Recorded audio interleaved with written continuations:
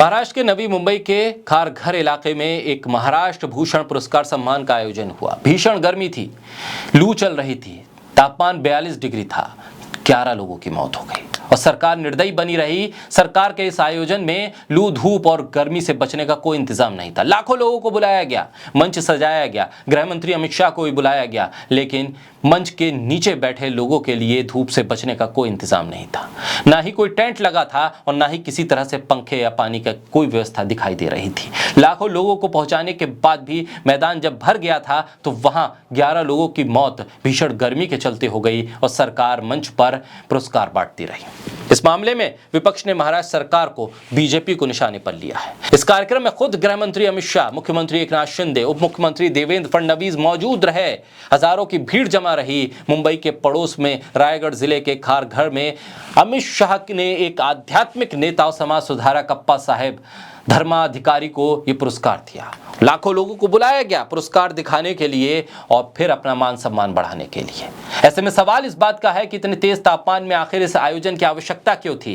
इन मौतों का जिम्मेदार कौन है? आखिर इस मौत की जांच कौन करेगा? क्या ये कार्यक्रम शाम में नहीं हो सकता था? इतनी तेज तापमान के बीच में खुद अमित शाह मान रहे थे कि 42 डिग्री में इस चिलचिलाती धूप में आप लोग पहुंचे हैं, इसका वो धन्यवाद करते नजर आए, लेकिन ये नहीं कहा कि 11 लोगों की मौत हो गई है, इसकी जिम्मेदारी मैं लेता हूं। बोलता हिंदुस्तान पर मैं हूं आपके साथ मिर्जा शाकिर अली बेग। खुले मैदान में पुरस्कार वितरण का कार्यक्रम रखा गया। मैदान में धूप तेज होने के चलते लोगों की तबीयत खराब होना शुरू हो गई। मुख्यमंत्री कार्यालय ने रविवार रात को एक विज्ञप्ति में बताया कि तेज धूप की चपेट में आने से कम से कम 11 लोगों की मौत हुई है। पुलिस अधिकारियों ने बताया कि कुछ मरीजों को ठीक होने के बाद अस्पताल से छुट्टी दे दी गई, लेकिन कुछ अभी भी अस्पताल में हैं और वो उनकी देखभाल तमाम डॉक्टर्स कर रहे हैं। कम से कम 50 लोगों को भर्ती कराया गया था, 24 अभी भी भर्ती हैं। कुछ को प्राथमिक उपचार के बाद छुट्टी दे दी गई। उद्धव ठाकरे, आदित्य ठाकरे, एनसीपी नेता अजित पवार ने अस्पताल जाकर लोगों से मुलाकात की और सरकार की नाकामी पर सवाल किए।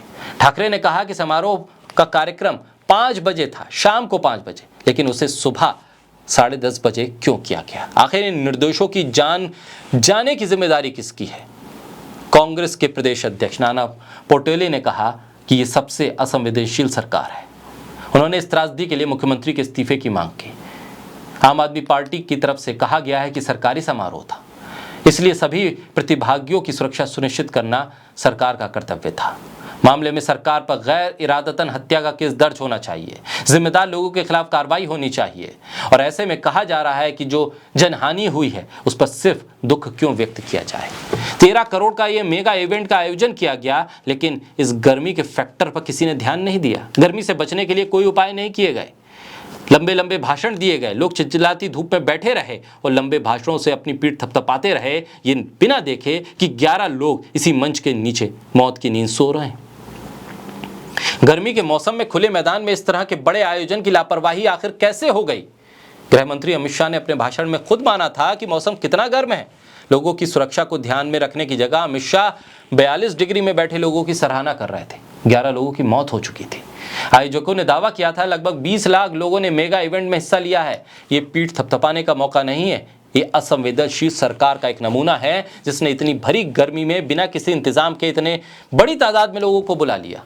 लोगों को बद इंतजामी के चलते अपनी जान गंवानी पड़े। सरकार भीड़ आने पर खुश होती रही, गृह मंत्री लोगों की सराहना करते रहे, लेकिन 11 मौतों का जिम्मेदार कौन है ये कोई नहीं बता रहा है। न गृह मंत्री अमित शाह, न मुख्यमंत्री एकनाथ शिंदे, न उप मुख्यमंत्री देवेंद्र फडणवीस ये बताने को तैयार हैं कि इन 11 मौतों की जिम्मेदारी कौन लेगा।